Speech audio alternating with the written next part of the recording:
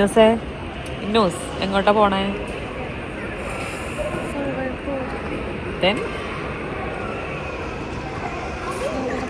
ഉറക്കെ പറ. സിംഗപ്പൂർ. പിന്നെ മറന്നുപോയി. മലേഷ്യ. ഹലോ ഗായ്സ്, ഇപ്പം നമ്മൾ പോകുന്നത് സിംഗപ്പൂർക്കാണ്. സിംഗപ്പൂർ മലേഷ്യ ഒരു ട്രിപ്പാണിത്. അതിൽ 2 days നമ്മളൊരു സ്ഥലത്ത് നമ്മൾ പോകുന്നുണ്ട്. അത് സർപ്രൈസാണ്. എന്നാലും ഇപ്പോൾ നമ്മൾ സിംഗപ്പൂർ എയർലൈൻസോടെയാണ് നമ്മൾ സിംഗപ്പൂരിലേക്ക് പോകാൻ പോകുന്നത്. ഞാൻ ആദ്യമായിട്ടാണ് ഈ ഫ്ലൈറ്റിൽ കയറുന്നത്. അപ്പോൾ അതിൻ്റെ എക്സ്പീരിയൻസ് എല്ലാം ഞാൻ പറയാം കേട്ടോ. അനൗൺസ്മെൻറ്റ് വന്നതുകൊണ്ട് ഫുള്ള് പറയാൻ പറ്റിയില്ല. അപ്പോൾ നമ്മളൊരു 6 days ട്രിപ്പിന് വേണ്ടിയിട്ടാണ് പോകുന്നത്. സിംഗപ്പൂർ മലേഷ്യ കവറാവുന്ന ഒരു ഗ്രൂപ്പ് ട്രിപ്പാണിത്. ബെന്നീസ് റോയൽ ടൂറിസിനൊപ്പമാണ് നമ്മൾ പോകുന്നത്. അപ്പോൾ ഒരു 1.5 days ഒക്കെ നമ്മൾ സിംഗപ്പൂർ ഉണ്ട്. അതിനുശേഷം നമ്മൾ ക്രൂസിലേക്കാണ് കയറുന്നത്. ക്രൂസിലൊരു 2 night ഉണ്ടാവും. അതിനുശേഷം നമ്മൾ മലേഷ്യക്കാണ് പോകുന്നത്. ബാക്കിയുള്ള ആ ഒരു ദിവസങ്ങൾ നമ്മൾ മലേഷ്യയിലായിരിക്കും. അങ്ങനെ നമ്മളുടെ സിംഗപ്പൂർ എയർലൈൻസിലൊക്കെ നമ്മൾ കയറി നമ്മളിതേ ഫ്ലൈറ്റിൽ പോയിക്കൊണ്ടിരിക്കുകയാണ്. ഇന്നൂസും ഭയങ്കര എക്സൈറ്റഡ് ആയിരുന്നു കേട്ടോ. കാരണം കുറേ നാളുകൾക്ക് ശേഷം നമ്മളിങ്ങനെ ഒരു ഫ്ലൈറ്റിന് പോവുകയാണ്. അതും ഇൻ്റർനാഷണൽ ട്രിപ്പാണ് പോകുന്നത്. ഞാനും ഇന്നൂസും കൂടി പോകുന്ന സെക്കൻഡ് ഇൻ്റർനാഷണൽ ട്രിപ്പാണ്. ഫസ്റ്റ് ഞങ്ങളുടെ ദുബായ് ആയിരുന്നു, സെക്കൻഡാണ് ഇതെന്ന് പറയുന്നത്. അപ്പോൾ ഇതിൽ നമ്മളൊരു 2 countries കവർ ചെയ്യുന്നുണ്ട്. അപ്പോൾ അതുകൊണ്ട് തന്നെ ഞാൻ കുറച്ചും കൂടി എക്സൈറ്റഡ് ആണ്. പിന്നെ ഞാൻ 2021 മുതൽ പ്ലാൻ ചെയ്തുകൊണ്ടിരിക്കുന്ന ഒരു ട്രിപ്പാണ് കേട്ടോ ഈ സിംഗപ്പൂർ മലേഷ്യ എന്ന് പറയുന്നത്. കൊറോണയ്ക്ക് ആയതുകൊണ്ട് ആ സമയത്ത് പോകാൻ പറ്റിയില്ല. അങ്ങനെ ഇപ്പോൾ നമ്മളിത് ഈ സിംഗപ്പൂർ ലാൻഡ് ചെയ്തു കേട്ടോ. ഇത് സിംഗപ്പൂർ എയർപോർട്ടാണ്. നമുക്ക് അധികം നേരം ഇവിടെ നിൽക്കാൻ പറ്റിയില്ല. നമുക്ക് പെട്ടെന്ന് തന്നെ ഇറങ്ങേണ്ടി വന്നു. നമ്മൾ ഗ്രൂപ്പ് ട്രിപ്പ് ആയതുകൊണ്ട് നമ്മുടെ ബസ് അവിടെ വെയിറ്റ് ചെയ്യുന്നുണ്ടായിരുന്നു. അപ്പോൾ ബസ് വന്ന് പിക്ക് ചെയ്തിട്ടാണ് നമ്മളെ കൊണ്ടുപോയത്.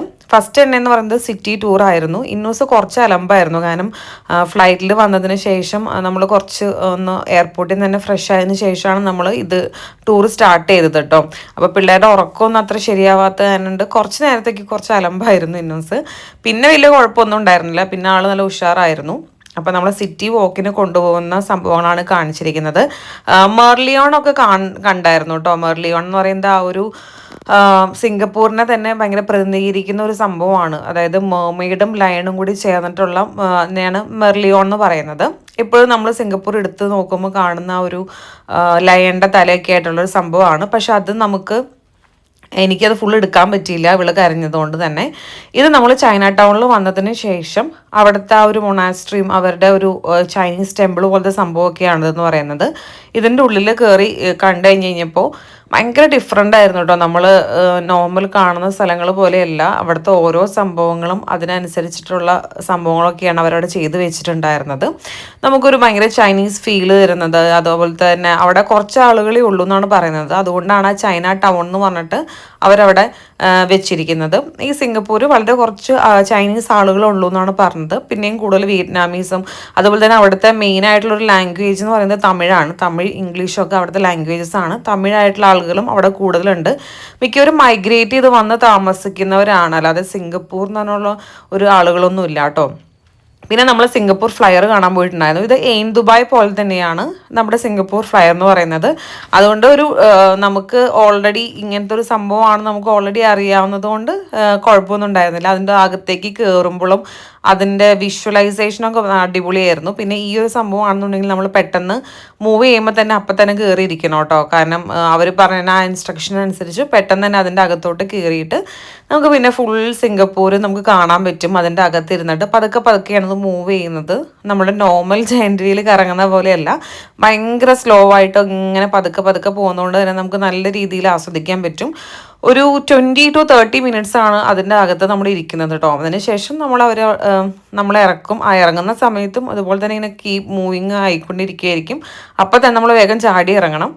അപ്പോൾ ഇത് ഞാൻ കുറച്ച് അതായത് പകർത്തിയതാണ്. ഇത് ഗാർഡൻ ബൈ ദ ബേ എന്ന് പറഞ്ഞിട്ടുള്ള സംഭവമാണ്. ഇവിടെ നമ്മൾ പോയിട്ടുണ്ടായിരുന്നു. അപ്പോൾ ഇതിൻ്റെ ആ സിംഗപ്പൂർ ഫ്ലയറിൽ നിന്നുള്ള ഒരു വ്യൂ ആണോ ഞാൻ എടുത്തു വെച്ചിരിക്കുന്നത്.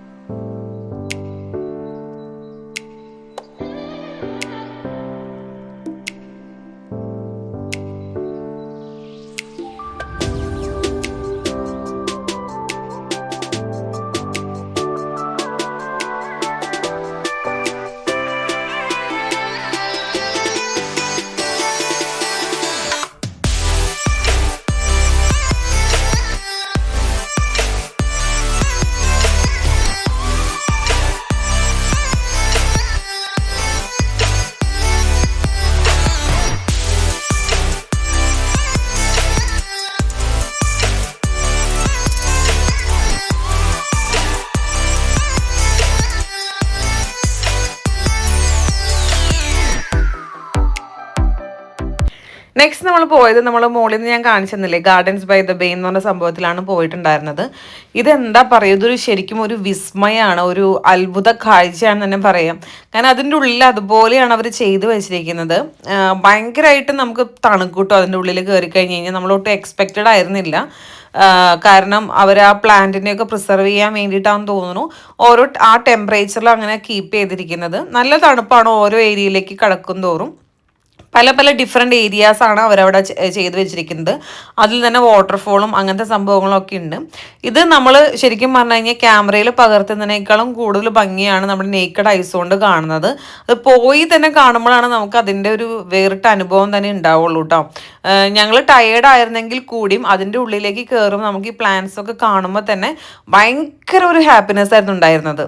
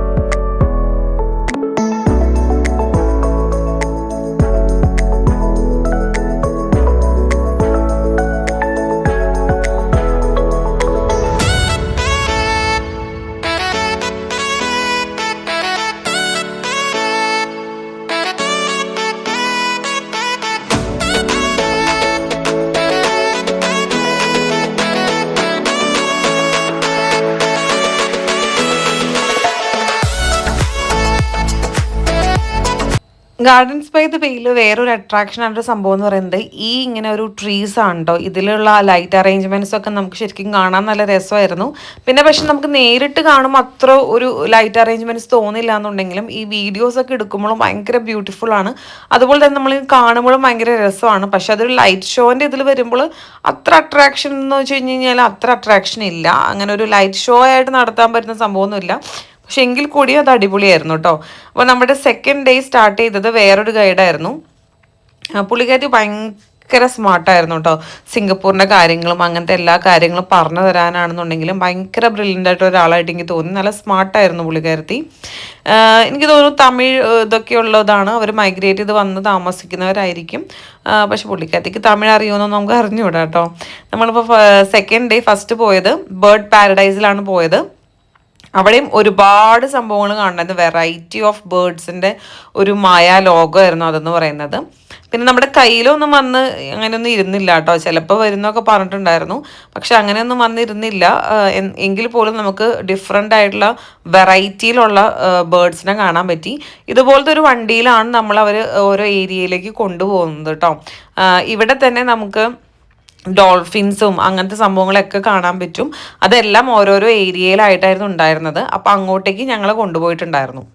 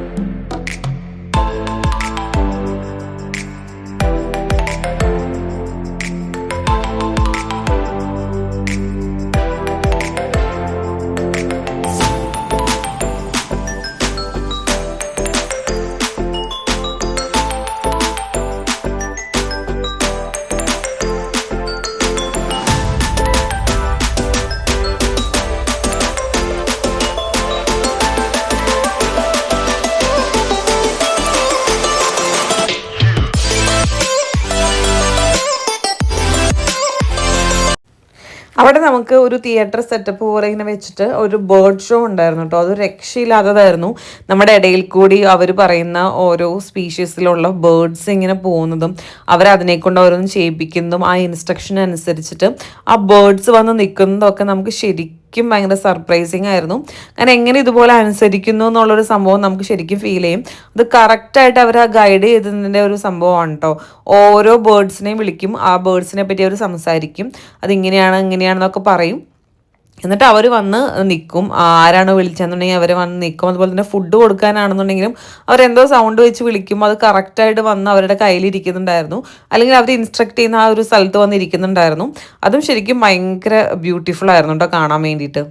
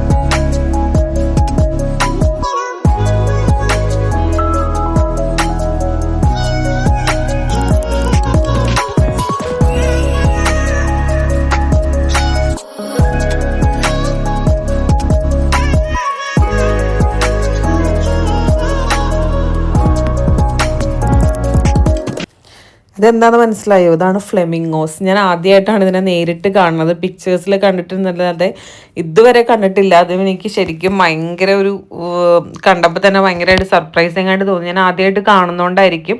അതുപോലെ തന്നെ ഇങ്ങനത്തെ ഒരു കളറിൽ ഈ ഒരു സംഭവം ഇങ്ങനെ നിറച്ചും നിൽക്കുന്നത് കാണുമ്പോൾ തന്നെ നമുക്ക് ഭയങ്കര ബ്യൂട്ടിഫുൾ ആയിട്ട് തോന്നും കേട്ടോ.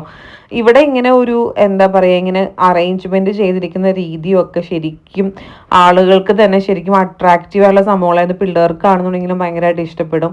ആ ഒരു രീതിയിലാണ് അവരത് ഫുൾ അറേഞ്ച് ചെയ്തിരിക്കും വെച്ചിരിക്കുന്നത്. പിന്നെ പറയാതിരിക്കാൻ വയ്യ, സിംഗപ്പൂർ എന്ന് പറഞ്ഞ കൺട്രി ഭയങ്കര ക്ലീൻ ആയിട്ടുള്ള കൺട്രിയാണ്. അതുപോലെ തന്നെ നല്ല രീതിയിൽ സ്ട്രിക്റ്റുമാണ്. നമുക്ക് ഫുഡൊന്നും വണ്ടിയിലിരുന്ന് കഴിക്കാൻ പറ്റില്ല. അതുപോലെ തന്നെ വേസ്റ്റ്, മിഠായിയുടെ ഒക്കെ കവർ അങ്ങനെ ഒന്നും നമുക്ക് ഇടാൻ പറ്റില്ല. പെട്ടെന്ന് തന്നെ ഒരു ഫൈൻ അടച്ച് തരും. അതുകൊണ്ട് ഇവർ തന്നെ പറയുന്നുണ്ടായിരുന്നു വണ്ടിയുടെ അകത്ത് വെച്ച് ഫുഡൊന്നും കഴിക്കാൻ പാടില്ല എന്നുള്ളതൊക്കെ. ഇത് ഡോൾഫിൻസിൻ്റെ ഏരിയ ആണ് കേട്ടോ. അവർക്ക് വേണ്ടിയിട്ട് കറക്റ്റായിട്ട് അവർക്ക് വേണ്ടിയിട്ടുള്ള തണുപ്പും അങ്ങനത്തെ സംഭവങ്ങളൊക്കെ സെറ്റ് ചെയ്തിട്ട് വെച്ചിരിക്കുന്ന ഒരു ഏരിയ ആയിരുന്നു. ഫുൾ ഡോൾഫിൻസിന് വേണ്ടിയിട്ടുള്ള ഒരു ഏരിയ ആയിരുന്നു ഈ ഒരു സംഭവം എന്ന് പറയുന്നത്. അങ്ങനെ ബേർഡ് പാരഡൈസ് വിസിറ്റിന് ശേഷം ഞങ്ങൾ നെക്സ്റ്റ് എൻ്റർ ചെയ്തത് ക്രൂസിലോട്ടാണ്. ക്രൂസിലും ചെക്കിനും ലഗേജ് കളക്ഷൻസും ഒക്കെ ഉണ്ടായിരുന്നു. പിന്നെ കറക്റ്റ് അവർ ഓരോരുത്തർക്കും ഓരോ ഡെക്കിനും അവർക്ക് കറക്റ്റ് ആയിട്ടുള്ള ടൈം ഉണ്ടായിരുന്നു ചെക്ക് ഇൻ ചെയ്യുന്നതിന് വേണ്ടിയിട്ട്. നമ്മളവിടെ നേരത്തെ എത്തിയതുകൊണ്ട് തന്നെ നമുക്ക് കുറച്ച് നേരം അവിടെ വെയിറ്റ് ചെയ്യേണ്ടി വന്നിട്ടുണ്ടായിരുന്നു. ഒരു 4 PM ഒക്കെ ആയ സമയത്തായിരുന്നു നമുക്ക് അകത്തോട്ട് കയറാനുള്ള സമയം ഉണ്ടായിരുന്നത് കേട്ടോ. അപ്പോൾ അവിടെ വെച്ച് തന്നെ ഇവർ ഈ കുറച്ച് സിംഗപ്പൂരായിട്ടുള്ള ആളുകളൊക്കെ ഉണ്ടായിരുന്നു. അപ്പോൾ ഇന്നൂസിനാണെങ്കിലും ജാപ്പനീസ് ഫ്രണ്ട്സിനൊക്കെ കിട്ടിയിട്ടുണ്ടായിരുന്നു. അവിടെ വെയിറ്റ് ചെയ്ത സമയത്ത് അവൾ ഭയങ്കര ഹാപ്പി ആയിരുന്നു. അപ്പോൾ ഇതായിരുന്നു നമ്മുടെ ക്രൂസ് കേട്ടോ. ജെൻഡിങ് ഡ്രീം ക്രൂസിലാണ് പോയിട്ടുണ്ടായിരുന്നത്.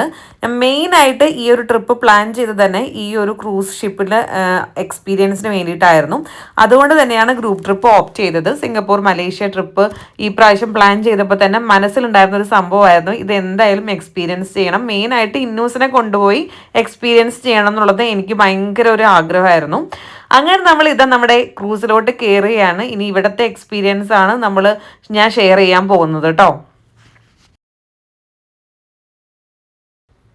ഇങ്ങനെയാണ് കേട്ടോ നമ്മുടെ ഓരോ റൂമിലോട്ടും പോകാനുള്ള വഴി എന്ന് പറയുന്നത്. നമ്മുടെ ടൈറ്റാനിക് ഷിപ്പിൽ എനിക്ക് പെട്ടെന്ന് ഓർമ്മ വന്നത് ഇതിൻ്റെ അകത്തോട്ട് പോകുമ്പോൾ ദൈവമേ വെള്ളം എന്നൊക്കെയുള്ള ഒരു ഇതായിരുന്നു. എനിക്ക് കുറച്ച് പേടിയുണ്ടായിരുന്നു. പിന്നെ നമ്മൾ ഷിപ്പ് മൂവ് ചെയ്യാൻ തുടങ്ങുമ്പോഴേക്കും നമുക്ക് ചെറിയൊരു ഡിസ്നെസ്സൊക്കെ ഫീൽ ചെയ്യും. എനിക്ക് നല്ല രീതിയിൽ ഫീൽ ചെയ്തിട്ടുണ്ടായിരുന്നു.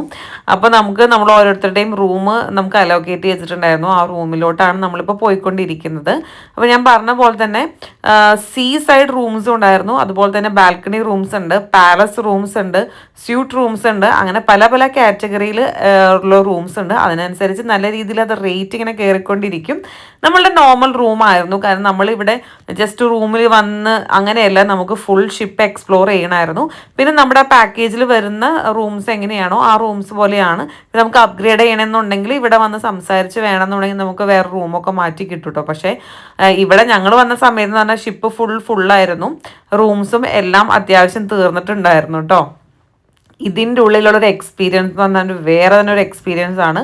നിങ്ങൾ ഈ ഒരു ഷിപ്പിൽ കയറിയിട്ടില്ലാത്തവരാണെന്നുണ്ടെങ്കിൽ വന്ന് തന്നെ എക്സ്പീരിയൻസ് ചെയ്യണം എന്ന് തന്നെ ഞാൻ പറയുള്ളൂ കേട്ടോ. കാരണം അത്രയും ബ്യൂട്ടിഫുൾ ആയിട്ടുള്ള സ്ഥലമായിരുന്നു ഇത് ആക്ച്വലി ഞങ്ങളുടെ സെക്കൻഡ് ഡേ ആണ്. അതായത് ഷിപ്പിൽ വന്നതിന് ശേഷം നെക്സ്റ്റ് മോർണിംഗ് ആണ് ബ്രേക്ക്ഫാസ്റ്റ് ഒക്കെ കഴിക്കാൻ വേണ്ടിയിട്ട് ഞങ്ങൾ വന്നിരിക്കുകയാണ്. ഇന്ന് അത്യാവശ്യം നമ്മൾ ലേറ്റായിട്ട് എണീറ്റ് കുറച്ച് റിലാക്സിങ് ആയിട്ടുള്ളൊരു സമയമായിരുന്നു. അതുകൊണ്ട് തന്നെ അത്യാവശ്യം നല്ല രീതിയിൽ തന്നെ ബ്രേക്ക്ഫാസ്റ്റ് ഒക്കെ കഴിച്ച് കുറച്ച് റിലാക്സ്ഡ് ആയിട്ടൊക്കെ ഇരുന്ന് പിന്നെ നമ്മൾ അതിന് ശേഷമൊക്കെയാണ് ഷിപ്പ് എക്സ്പ്ലോർ ചെയ്യാൻ വേണ്ടിയിട്ട് നമ്മൾ പോയത്.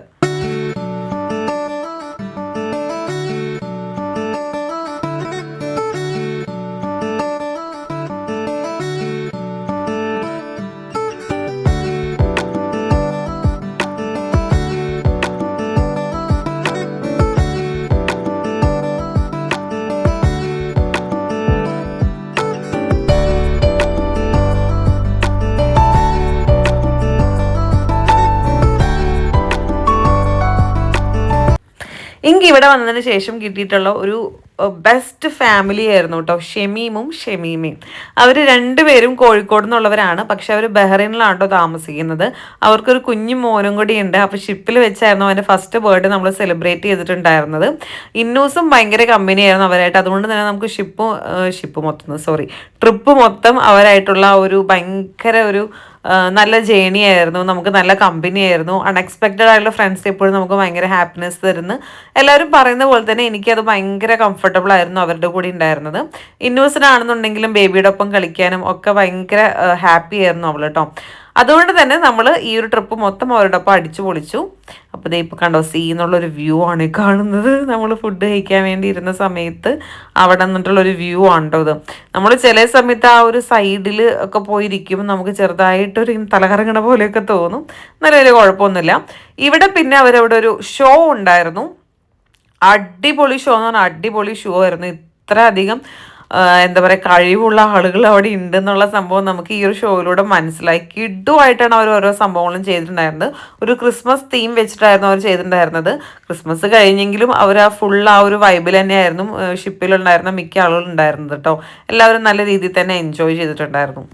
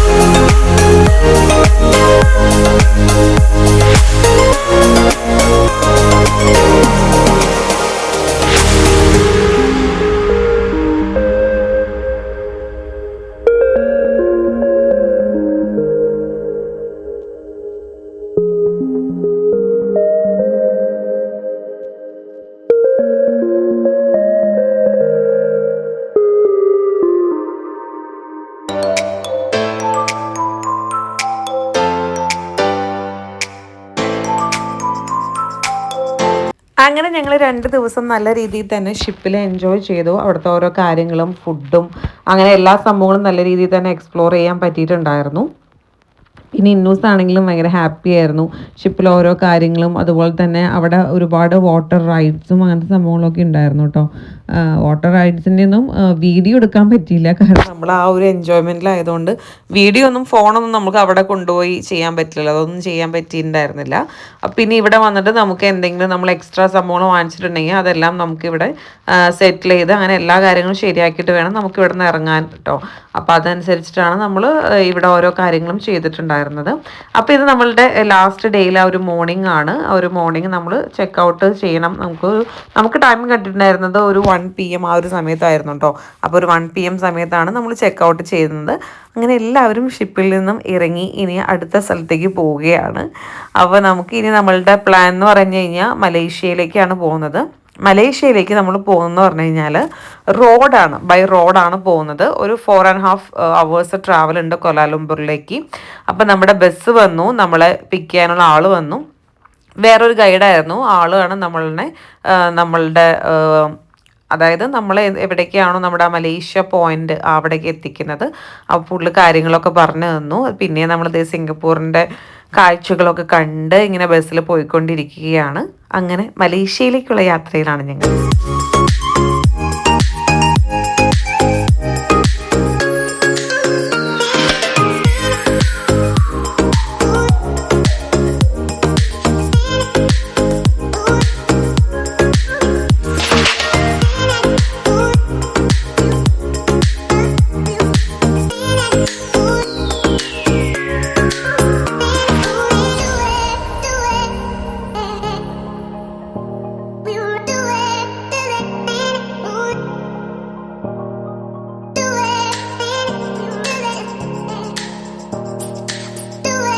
അങ്ങനെ രാത്രി ടയേർഡ് ആയതുകൊണ്ട് എല്ലാവരും കിടന്ന് ഉറങ്ങി. പിറ്റേ ദിവസം നമ്മൾ ഫസ്റ്റ് മലേഷ്യയിൽ നമ്മൾ എക്സ്പ്ലോർ ചെയ്യാൻ പോയിട്ടുണ്ടായിരുന്നത് അക്വേറിയം ആയിരുന്നു. അവിടെ നമ്മുടെ അക്വേറിയത്തിൻ്റെ കുറേ സംഭവങ്ങളും അതുപോലെ തന്നെ ഡിഫറെൻറ്റ് ടൈപ്പ് ഓഫ് ഫിഷസ് ഒക്കെ ഉണ്ടായിരുന്നു. നമ്മൾ ദുബായിലൊക്കെയുള്ള അക്വേറിയം പോലെ തന്നെ അത്രയും വലുതല്ലെങ്കിലും അതിൻ്റെയൊക്കെ പോലെ തന്നെ ഡിഫറെൻ്റ് ആയിട്ടുള്ള വെറൈറ്റി ആയിട്ടുള്ള പല പല പല മീനുകളുണ്ടായിരുന്നു അവിടെ. പിള്ളേർക്കാണെന്നുണ്ടെങ്കിലും ഭയങ്കര ഒരു വിഷ്വൽ ട്രീറ്റ് ആയിരുന്നു. എല്ലാവരും നല്ല രീതിയിൽ തന്നെ ആസ്വദിച്ചിട്ടുണ്ടായിരുന്നു. നമുക്ക് അതിൻ്റെ കൂടെ ഇങ്ങനെ കയറുന്നതും അതുപോലെ തന്നെ ആ ഒരു വിഷ്വലൈസേഷനൊക്കെ ഭയങ്കര അടിപൊളിയായിരുന്നു. ആ ഒരു ബ്ലൂ തീമിൽ അവർ ചെയ്ത് വെച്ചിരിക്കുന്ന ഒരു അക്വേറിയം സെറ്റപ്പ് ആയിരുന്നു അതിൻ്റെ ഉള്ളിലുണ്ടായിരുന്നത്.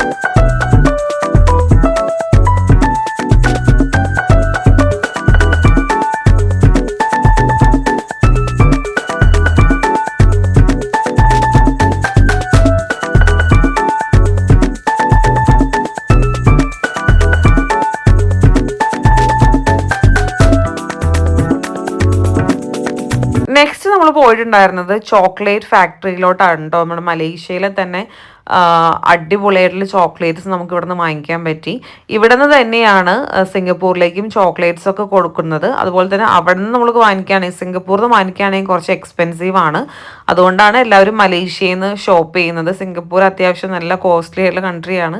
വേൾഡിൽ തന്നെ ഏറ്റവും എക്സ്പെൻസീവ് ആയിട്ടുള്ള കൺട്രിയാണ് സിംഗപ്പൂർ എന്ന് പറയുന്നത്. അതുകൊണ്ട് അവിടെ നിന്ന് ഷോപ്പിംഗ് ഒന്നും നമുക്ക് നടക്കില്ല. ഇവിടെ വന്ന് തന്നെയാണ് നമുക്ക് നടക്കുള്ളൂ. പിന്നെ നമ്മൾ KL ടവർ കാണാൻ പോയി. KL ടവറിൻ്റെ മുകളിൽ നിന്നുള്ള ഒരു വിഷ്വൽസ് ആണ് ഈ കണ്ടുകൊണ്ടിരിക്കുന്നത്. പിന്നെ അതുപോലെ തന്നെ നമ്മൾ ട്വിൻ ടവറിൽ നമ്മൾ പോയിട്ട് ഫോട്ടോ എടുക്കുകയും അങ്ങനത്തെ സംഭവമൊക്കെ ചെയ്തു. കാരണം അതിൻ്റെ അകത്തേക്ക് കയറണം എന്നുണ്ടെങ്കിൽ നല്ല റഷാണ്. പിള്ളേരെയും കൊണ്ട് അതിൻ്റെ അകത്തോട്ട് കയറാൻ നടക്കില്ല. അപ്പോൾ ഇതിപ്പോൾ കാണുന്നതാണ് ട്വിൻ ടവർ എന്ന് പറയുന്നത് കേട്ടോ. അതായത് ട്വിൻ ടവർ ഇവിടെ നിന്ന് നമുക്ക് കാണാൻ പറ്റും. നമ്മൾ KL ടവറിൽ കയറിയിട്ട് കുറച്ച് ഫോട്ടോസൊക്കെ എടുത്തിട്ടുണ്ടായിരുന്നു. ഇതൊരു എന്താ പറയുക, നമ്മളുടെ മോണ്യുമെൻ്റ് ആണ് അതെന്ന് പറയുന്നത്. കുറച്ച് എന്താ പറയുക, നമ്മുടെ ധീര ജവാന്മാർക്ക് വേണ്ടിയിട്ട് ചെയ്തു വെച്ചിരിക്കുന്ന ഒരു സ്ഥലമാണ്, പ്രത്യേകം ഡെഡിക്കേറ്റ് ചെയ്തിരിക്കുന്ന ഒരു സ്ഥലമാണെന്നാണ് ഗൈഡ് പറഞ്ഞിട്ടുണ്ടായിരുന്നത്. അപ്പോൾ ഇവിടെ അവരതിന് വേണ്ടിയിട്ടുള്ളൊരു അവരുടെ ഓർമ്മയ്ക്കായിട്ട് വെച്ചിരിക്കുന്ന സംഭവങ്ങളും അതുപോലെ തന്നെ ഇപ്പം ഈ ഒരു മകുടം പോലത്തെ സംഭവത്തിൻ്റെ ബാക്കിലാണെന്നുണ്ടെങ്കിലും കുറച്ച് ജവാന്മാരുടെ ഒരു ഇതൊക്കെ വെച്ചിട്ടുള്ള ഒരു പ്രതിമയൊക്കെ വെച്ചിട്ടുണ്ടായിരുന്നു. ഭയങ്കര ബ്യൂട്ടിഫുൾ ആണ്. നമുക്ക് അവിടെ ചെല്ലുമ്പോഴാണെന്നുണ്ടെങ്കിൽ ഭയങ്കര കാം ആൻഡ് റിലാക്സ് ആണ്, ഭയങ്കര പീസ്ഫുൾ ആയിട്ട് തോന്നും. അങ്ങനത്തെ ഒരു സ്ഥലമായിരുന്നു ഇത്.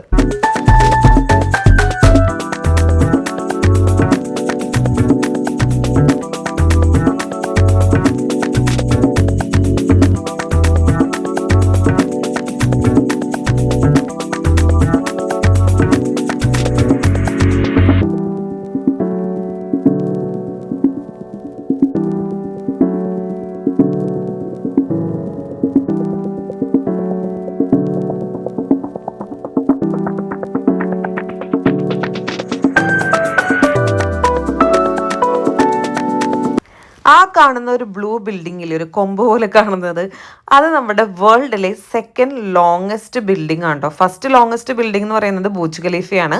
സെക്കൻഡ് ലോങ്ങസ്റ്റ് ബിൽഡിംഗ് എന്ന് പറയുന്നത് ഇതാണ്, മെർഡിക്ക 118 എന്നാണ് ഇതിൻ്റെ പേര് കേട്ടോ. എൻ്റെ കറക്റ്റ് പ്രൊനൗൺസിയേഷൻ അതാണെന്നാണ് ഞാൻ വിചാരിക്കുന്നത്. അപ്പോൾ ഈ മെർഡിക്ക 118 ഇതുവരെ ഓപ്പൺ ചെയ്തിട്ടില്ല ആളുകൾക്ക് വേണ്ടിയിട്ട്. നമുക്കിതിനെ പുറത്തുനിന്ന് കാണാനാണ് പറ്റുള്ളൂ. പിന്നെ മലേഷ്യയിൽ തന്നെ പല പല എന്താ പറയുക, ഓൾഡ് ആയിട്ടുള്ള കുറച്ച് ടൗൺ പോലത്തെ സംഭവങ്ങളുണ്ട്. അതുപോലെ തന്നെ ഇത് നമ്മൾ സിറ്റി പാർക്ക് എന്ന് പറഞ്ഞ സംഭവത്തിലേക്കാണ് വന്നിരിക്കുന്നത്. നമുക്ക് ഷോപ്പിങ്ങും അങ്ങനത്തെ കാര്യങ്ങളൊക്കെ നമ്മൾ ഇവിടെ നിന്നാണ് ചെയ്തിട്ടുണ്ടായിരുന്നത്. അത്യാവശ്യം വലിയ കുഴപ്പമില്ലാത്ത ഷോപ്പിങ്ങൊക്കെ ചെയ്തിട്ടുണ്ടായിരുന്നു. ഇത് ലാസ്റ്റ് ഡേ നമ്മൾ വന്നിരിക്കുന്നത് ബാട്ടു കേവ് ആണ്. ഈ ബാട്ടു കേവിൽ നമ്മൾ വന്ന് എന്താ പറയുക, മലേഷ്യ എന്ന് കേൾക്കുമ്പോൾ തന്നെ നമുക്കൊരു മെയിൻ ആയിട്ടുള്ള സ്ഥലമുള്ളത്. അപ്പോൾ നമ്മുടെ ലാസ്റ്റ് ദിവസമാണത്. അങ്ങനെ നമ്മുടെ സിംഗപ്പൂർ മലേഷ്യ ട്രിപ്പ് ഇവിടെ അവസാനിക്കാൻ പോവാണ്. നമ്മളൊരു സിംഗപ്പൂർ ഒരു 1.5 days ഉണ്ടായിരുന്നു. അതിനുശേഷം നമ്മൾ ക്രൂസിലോട്ട് കയറി. ക്രൂസിൽ നമ്മളൊരു 2 days ഉണ്ടായിരുന്നു. അവിടെ നിന്ന് നമ്മൾ സെയിലിംഗ് ചെയ്തിട്ട് നമ്മൾ ഇന്തോനേഷ്യ അതുപോലെ തന്നെ മലേഷ്യ അങ്ങനെയൊക്കെ ആയിരുന്നു. തിരിച്ച് സിംഗപ്പൂർ എത്തി. സിംഗപ്പൂർ നമ്മൾ ബൈ റോഡ് വഴിയാണ് മലേഷ്യയിലോട്ട് പോയത്. അതിനുശേഷം മലേഷ്യയിൽ നമ്മൾ 2 days സ്പെൻഡ് ചെയ്തു. അതിനുശേഷം നമ്മൾ ഇനിയിപ്പോൾ നമ്മുടെ ട്രിപ്പ് അവസാനിച്ചിരിക്കുകയാണ്. ട്രിപ്പിന് നമ്മൾ പതുക്കെ അവസാനിച്ചുകൊണ്ടിരിക്കുകയാണ് കേട്ടോ. നമ്മളിനി ഇവിടെ നിന്ന് നമ്മൾ കോലാലംപൂർ എയർപോർട്ടിലോട്ട് പോയിട്ട് അവിടെ നിന്ന് നമ്മൾ സിംഗപ്പൂർ എയർപോർട്ടിലേക്ക് കണക്ഷൻ ഫ്ലൈറ്റാണ്. സിംഗപ്പൂരിനാണ് നമ്മൾ കൊച്ചിയിലോട്ട് പോകാൻ പോകുന്നത്. അങ്ങനെ ക്രിസ്മസ് പ്ലസ് ന്യൂ ഇയർ ആയിട്ടുള്ള ഒരു ഇൻ്റർനാഷണൽ ട്രിപ്പായിരുന്നു. അപ്പോൾ നിങ്ങൾക്ക് എല്ലാവർക്കും ഈ വ്ളോഗ് ഇഷ്ടപ്പെട്ടു ഞാൻ കരുതാണ്. അടുത്ത വ്ളോഗായിട്ട് ഞാൻ വരാം. അതുവരേക്കും ബൈ.